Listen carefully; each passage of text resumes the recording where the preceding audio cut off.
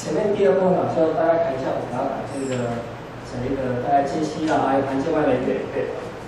那接下来我们来这个第三部分的也是我今天主要要跟各位朋友分享的，就是说在我们做整个一个填调过程当中，还有文献的整理过程当中这个地区的一些有关五条港街区的一些文化资源。那也提供就是说，未来跟我们如果一起有心要做整个一个老屋的一个再利用的时候可以提起的一些题材跟元素那么五条港地区它的一个商业繁荣人人荟萃也孕育丰富的民俗文化跟港造地景比如说像有历史的一个古迹大井头五条港等等的还有说那个庙宇的文化这边的信仰玄天上帝的信仰药王的一个信仰，药王大帝的信仰还有妈祖天后妈祖的一个信仰。那在这边还有包括所谓的一些民俗的活动像龙舟竞渡甚至水晶宫的地在戏另外人物事件五大姓械斗还有美食小吃代表这个古城的就是庶民文化的一种典型的一种展现的美食的一个小吃还有包括昔日从清代以来在这个地方在五条港在古城城西这一个地带所发展形成的这种所谓的一个风味场所酒楼妓院等等的形成塑的当时五条港这个特有的一个庶民文化所以这个地方留下了丰富的一个文化的一个资源。那这是我们这个经纬卫生中心的钟小姐她所绘制的就是说这是以所谓的一个古城的这个范围的所谓的一个历史街区的一个大范围来看有这么多的一个国定古迹。那在我们这个五条港街区这个范围内的主要国定古迹的这个对雁门大天后宫广义来讲这个区块这个都是赤坎楼、赤田楼大天后宫，这是国定古迹的部分。那另外还有包括所谓一个市定古迹的宫神庙等等之类的。所以说在这个区块所以除了我们目前有所谓法定身份的文化资产、法定身份的这些文化资产之外，包括国定古迹、市定古迹，那另外一些所谓的无形的传统艺术跟民俗活动像这个所谓的整不赖的这个佛像艺术还有神教制作艺术另外还有包括亚妈做的这也都是在这个区块。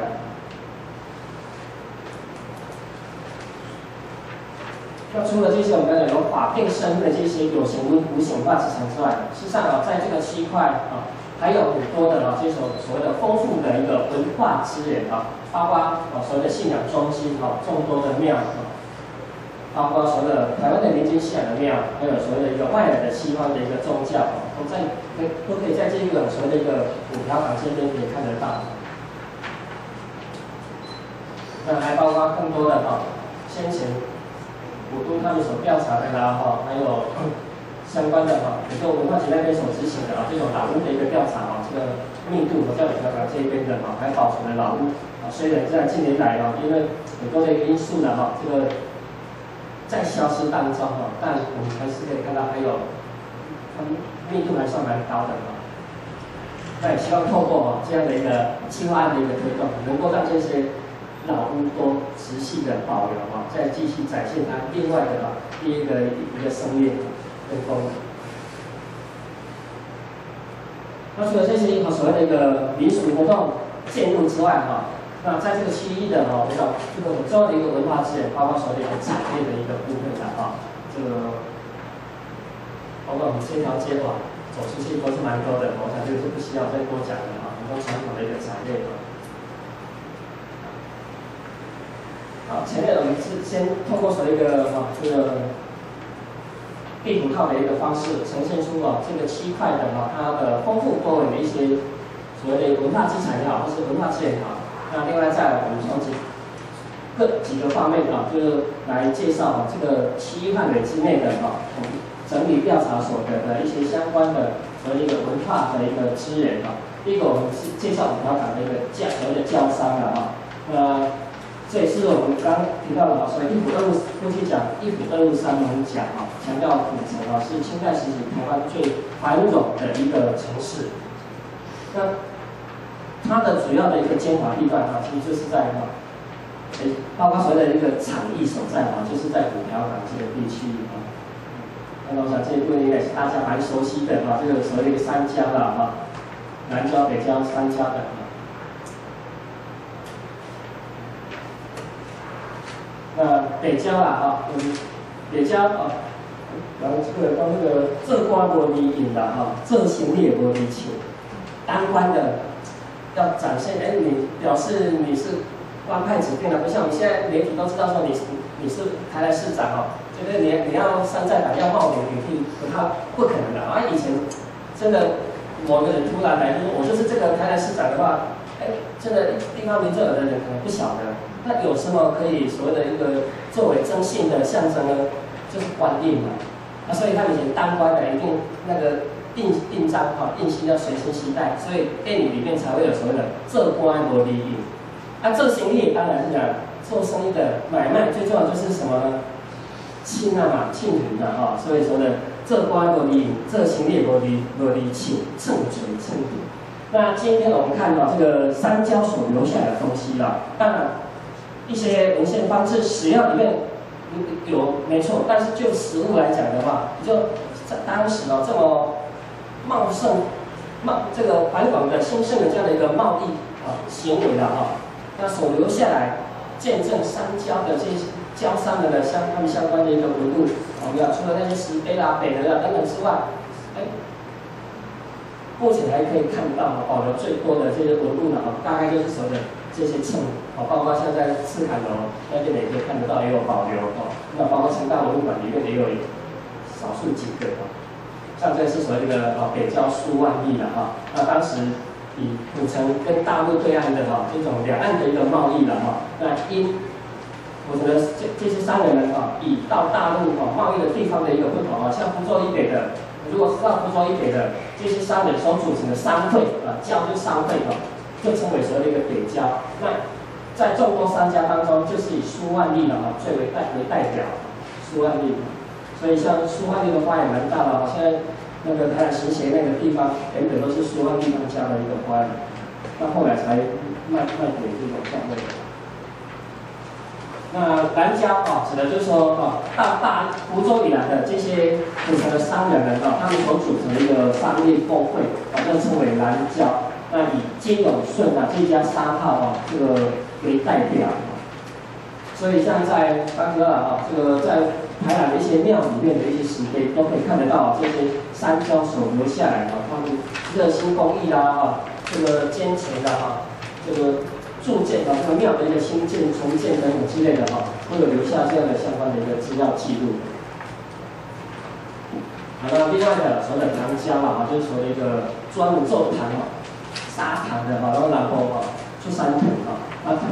的一个买卖那以李圣先为代表这家商号他的一个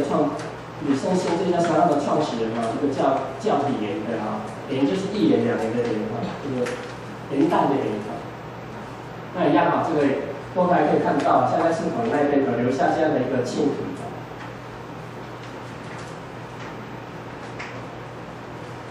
那我们刚刚提到过了这些商人们三郊郊商获利非常这个丰润的那势力庞大，所以在公共事务上他们也扮演重要的角色包括府城的这些从林爽事变以来，包括到嘉庆年间这种所谓的一个协助府城的这种防疫工作啦还有包括庙会活动，甚至包括龙舟竞渡，以及包括所谓的这些港道的一个疏浚五条港的一个港道了包括到最后成为旧运河这样的。那也都是要靠着不断的这种每年的定时的一个疏浚才能够维系这种船只的一个通航。可以说是这个修桥铺路啦这个出钱出力所以我们看到在台南的大南门碑林那边，还有五条港地区的这些庙里面都有留下这些郊商协助就是从事公益活动所留下来这样的一个记录资料。好，谈完五条港的这个教商之后接下来我们来谈这个在五条港里面的这些所谓的庶民文化的一种呈现叫五色金旗照海滨每一条港道南西港以白色旗帜为标志新港、前港欧系列高港前系列南西港这个另外聊这个安台杠昂的哈，要扎很靠的。好，提到所谓的一个五色啦哈，那包括从清朝中期啊，当时台湾武学一个教授了哈，一个叫刘家谋的哈，他的一个作品里面留下啊，针对五条港地区呢，当时一些社会文化现象的一种记录啊。所以像他就讲菜锅黄卤大姓分的，我们叫五大姓的哈。然后每一姓氏呢啊，各用一个旗帜，一个颜色的一个旗帜为标志啊。所以在五条港这个地方的话，五色惊奇照海魂哈。那它底下这是它的，上面是它原本的诗的一个作品，底下这是它的一个对这首诗内容的一个注解跟描述。他提到大姓的外五大姓比姓蔡的最多再来其次是姓郭的然后黄旗鲁又次之可以说是讲非常强悍与东边条当然了各记一肩自为雄长。那在乾隆50年联手之乱的时候呢，这五大姓虽然平时在各记一方对地方治安的一个造成维安这样的一个威胁，可是呢，当这个在有力的号召之下，在这些三郊有力的号召之下昔日的这种所谓的一个地方强雄变成怎么样呢？把这股力量转化成为本来是负面的，把它转化成为正面的所谓的守城的这种义理那在后续也都是这个对守城的这个礼有所贡献这是我们通过刘家谋的一个描述然后所呈现的就是所谓的五姓的每一个港道各有一家姓氏，然后每个姓氏各以一间庙作为他们的一个灵祭向心力的一个中心，信仰中心的我们五条港这个顽强林立的货物堆积，所以白运货物的机车码头公园的人多势众就如同刚刘家谋在他的作品里面所描述的那个样子。那各港道都有它特定的势力范围，而且信仰要有核心，发展出特殊的一个码头文化比如新港、前港它是以吉福宫供奉玄天上帝的，是宪法的那佛头港的分别以崇武宫、济福宫也是供奉玄天上帝的蔡姓。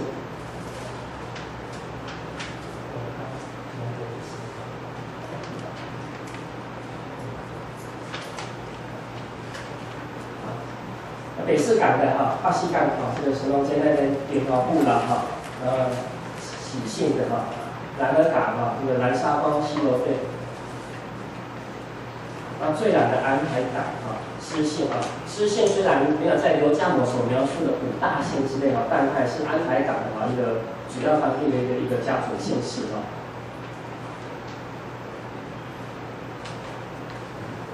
那接下来我们就分别就这五大姓五个庙宇为中心在当地的发展出来的一个地方的艺文来做一个介绍那像这个新港、前港那边、老古石港那边的所谓的老古石街成功入建了那老古石街的出现在乾隆年间就已经出现了那早期它是在城外的玻璃下来了那一直到道光年间，因为有海盗的一个威胁了海盗，因为民变事件的一个威胁，所以为了强化古城西边的一个防卫的一个力量，因此呢，在道光10年之后了增建外城那对雁门呢，就是大西门的一个外城那之所以起对雁门的一方面也觉得。正西方对可以说是八卦的正西方然后一往西的向西方的一条通道然后欣欣向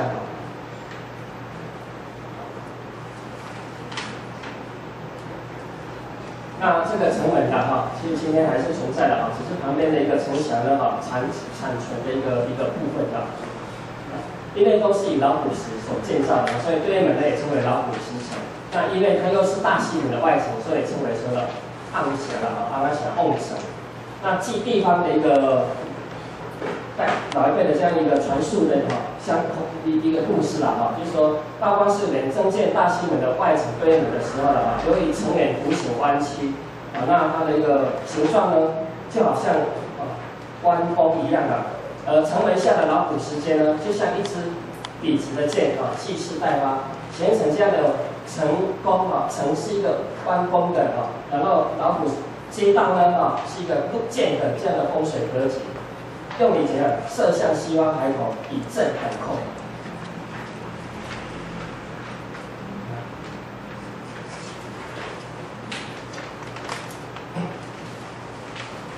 对内成功路线的形式哈，隔着台江啊，正对安平的哈，以至于安平的人认为说，这样的风水格局不利安平，因此呢，在安平天后宫对天后宫后殿的哈，也树立啊两尊的一个石像来作证啊，希望能够借由石像来镇压这个成功路线所带来的一个冲煞啊，能讲讲这个一刷表啊，一股煞气啊，以求七吉必凶啊。那当然，那这边啊，也就老虎石阶这边的一个，我把它标了这个，啊，这个是所谓的外层的哈，对应的。这个外层形成像一个弯弓的，而老虎石阶呢，就像一把剑射向这边的安平啊。所以安平的安平太南宫也的宫间这样的一个格局呢会带来一股煞气，对不利安平的一个发展啊，对那边的人啊等等他们可能不好所以他们另安置的两尊的一个石像这是现在的新义街了老虎石阶，你讲老虎石阶的这个。好，这安平那边所安置的两尊的一个石像那早期当然并没有这些穿戴神袍啦、神衣还有神冠的了这都现代后来才把它加上去了，石雕的这个目前在安平天后宫那边还是可以看得到安置这两尊用来克制这种成功路线的这种的一个煞气。那他们安置了之后，换老虎石阶这边呢，认为说，这个煞气如果又缓冲又回来，那怎么办呢？所以，他们就安置这个九塞宫了就十四宫的这是现在的情况这是最早，其实它最早那是露天的，没有用这个建筑物的一个遮蔽的所以你看像它这边底下就讲了十四宫气血护佑这个。重善这个乐善安居乐善比较强调老虎石阶为什么会有这尊的一个九塞宫十四爷宫安置在这边一方面锁住这个对面门进出的一个城门一方面也避免说这个成功路线的煞气冲到安平之后又折射回来，那就麻烦了那当然我们讲这个纯属于地方的一个异闻传说了而且接着故事呢，都是来见证了整个一个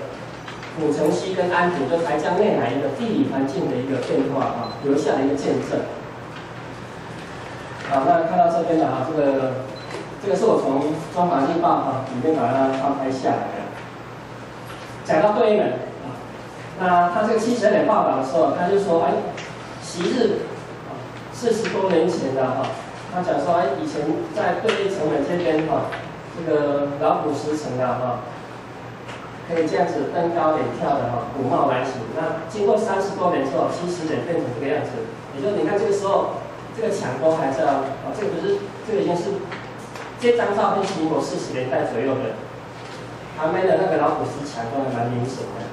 那到72年的时候也就是当时我们的文资法已经制定了，大家开始在注意这些古迹的一个维护的，所以看到怎么在这30多年当中，就让它变成这样的一个违建物的出现了，本来是没有的也就是在70几年、30多年前，我们就已经开始在呼吁说，这个旧貌不在了可是这么多年过了，今天我们有看到任何的改变吗？没有了那当然这个当然我们也看到文化局有一步一步的在执行的那这一部分因为牵扯到这个有人有时候钱可以解决的问题都好办人的问题有时候是最难处理的。这是现况大家到现在都可以看得到了旁边这个古城门老虎史莱库可以看得到的老榕树可是有时候我们的这个画面就截然的不同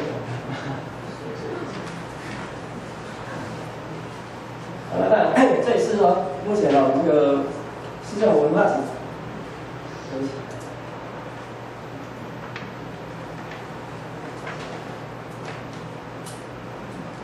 除了在做历史解析的一个调查之外，那也推动包括有郑老师他们所推动这种案子，还有包括目前都已经陆陆续续在进行的这种所谓的景观工程之外，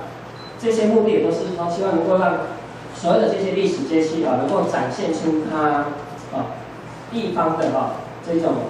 除了能够有一种历史情境的一种联系之外，另外也能够展放出新的一个意象所以我们也看得到了各界的公部门和民间的一个努力在执行。那要短时间之内要把这种不好的画面把它清除掉，恐怕还是有需要大家共同的努力的刚刚讲这个老虎石港那边的，我们接下来讲佛头港这边的佛头港这边我们讲这个佛头港它上有3个港道了佛头港对不起，这个不是佛头港区了佛头港。旁边的佛头港佛头港不是佛头港街就是在前面的这边的就是所谓的一个土地公庙景福祠我们刚才每一条港道都有它自己的一个信仰的一个中心。那除了各自家族的这种我们信仰中心庙之外，也有一般的所谓的一个共同的一个信仰的像这边是码头了来来往往这行李缆街所以这边呢也有所谓的一个土地公的这行李缆的信奉的一个庙宇福德祠所以像这个景福祠包括福德正史的这个景福祠，土地公庙啦我一直都没办法完整的拍出这个景福祠的正貌这个很难抓都被挡住了。那佛头港这边因为紧邻码头了所以在这边就形成了在大概乾隆嘉庆年间就出现了这条三行街因为这边是码头所在地所以从大陆运回来的这种杉木啦压舱，然后发展形成这种杉木的交易场所。因为木头比较笨重所以你如果从事跟木头有关的行业，如果距离这种码头太远的话，还要花费这种搬运的人力、财力等等的增加这种的一个成本，所以基本上当时都是跟从事木材相关的一个行业都是就近旧码头，所以在码头这边这个佛头港一带这个形成了这样的一个以杉木交易的所在交易的一个场所，称为因为东西跟木材有关、跟杉木有关的这样的一个商店包括棺材店也是其中的一个主要的一个部分所以称为这条街就称为三行街景福祠以南的这一段呢，就是从景福祠到水星宫这一段称为三行街那以北的就是所谓后喜街了那包括也有所谓的班店街就是班店广场店了形成佛头港的这种商业的也是成一个主要的一个特色。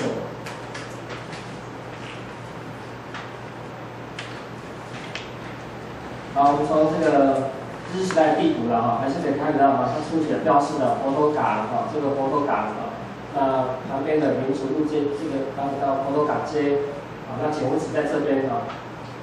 仁和街三行街的那后来都把它改为仁和街，然后后来全部都叫做所谓的普济街那以前是水星宫到景福祠这一段的就是三行街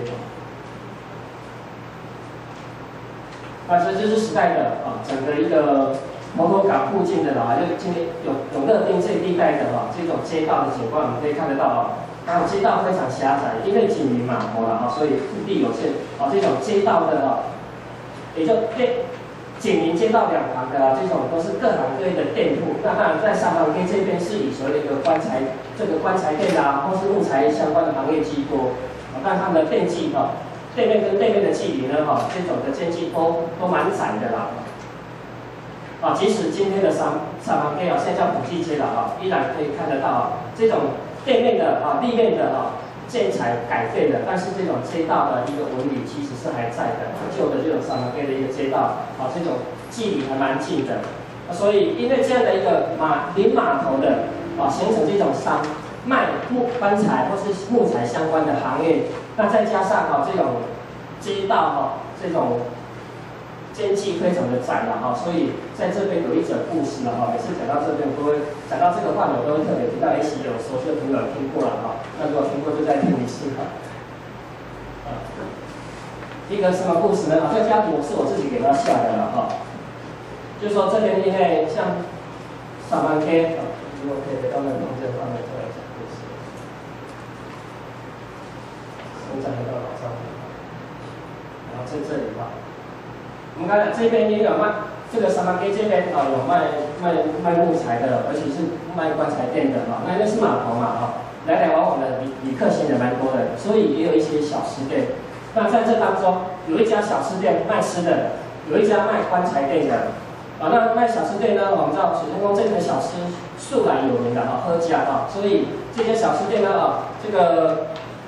客人蛮多的，尤其到用餐时间就车水马龙，人来人往的，行李驾鹤。至于棺材店呢，虽然可能有某个观点曾经讲说台湾哪天不死人，但棺材店不见得天天都有生意上来那这家棺材店一年已经3个月都没有卖出一口棺材的头天走不出来了所以某一天中午又到用餐的时间的时候，这些小吃店的生意呢，依旧如同往昔一样，行李驾鹤。棺材店老板这个依然没有生意上门，看对面小吃店的行李价格有点所谓的一个好康洽了这个饭斗换来饭后见不得人家好所以呢，他看到对面小吃店生意这么好的情况之下心里也蛮不准的，就拿起扫把来，可以帮我这边拿起扫把来，一边拍打着棺材那当然他们棺材店的一直有这样一个不同的一个讲法，是说拿扫把拍打棺材，有点像怎样把棺材扫地出门的意思，意思就是这样能够有人来买嘛那他一边拍打着棺材，一边嘴巴讲的出去。当他在做这样的动作的时候讲这个话的时候，小吃店的老板当然能够听得清清楚楚，看得很清楚。那他小吃店老板就很那这里说。你这样，棺材店老板这样的举动，好像要把客人赶走一样的人客当请门你我家里用餐，你哪怕出去，你同个甲关人去赶快所以他也不甘示弱，就很像说家己底了那表面之意，小吃店老板他讲家己底的意思是怎样？招呼客人自己去盛饭就像那个走餐讲的这个。可以细这个白饭不用钱，自己去盛的意思啦。他表面意思是招呼客人自己动手盛饭，同时也安利棺材店老板将棺材自己留着用。出去，干对，这个是不是真有这回事不得知我是咧采访口述这个田野调查说你一个当时的一个阿伯搞讲叫我家安利，流传这样的一则的一个气谈一个故事啦。那不管是不是真有其事，但之所以会有这样的一个故事在流传就是因为有这样的一个空间条件时空条件嘛，因为这边是码头所以有所谓的因应这个码头的一个文化，有小吃店，那这边有所谓的上班街，有卖棺材的，那再加上街道空间它有某方面的反映的就是说街道空间狭小了。如果是我们街际都像现在4线道几线道的，根本大概就没有这样的故事的一个定义的这样的一个条件的。就是因为那个街道空间很窄，你这一家在做什么，对面的都清清楚楚，所以才会有这样的这种的一个故事的一个流传那提到佛头港这边的这个他们因为景福祠的一个历史蛮久远的，所以它也留下蛮早期的一个石碑了那像这个佛头港景福的祠修建碑记除了记载它当时修建的一个过程以及背景之外那这个碑里面最特别的比较有趣的就是说，他有提到一个槟榔柜第6前5大槟榔柜，它就槟榔大。我们知道台湾原住民，包括后来汉人来了之后，都有吃槟榔的这样的一个行为，但作为一种商业交易的一个形式出现的，专门在卖槟榔的这种槟榔柜、槟榔大，在台湾这个是我说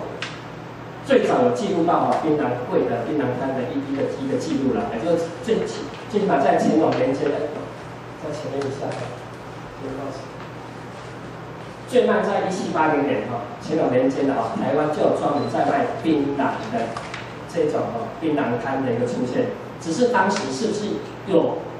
槟榔西施用拉面来卖槟榔这是文献上还没看到的不过当时在卖槟榔的是怎么样的情况呢？我刚画面先找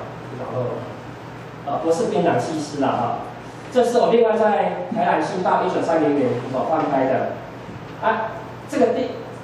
报纸所介绍的这个在卖槟榔的在卖槟榔的一个情况，它的位置也是在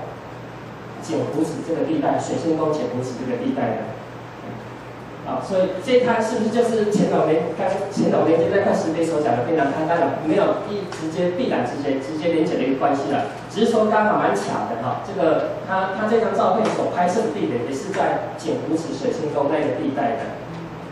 所以早期的槟榔当然应该是是这样的了只是卖槟榔的，不像我们现在都是强调要这种辣妹啦、槟榔西施的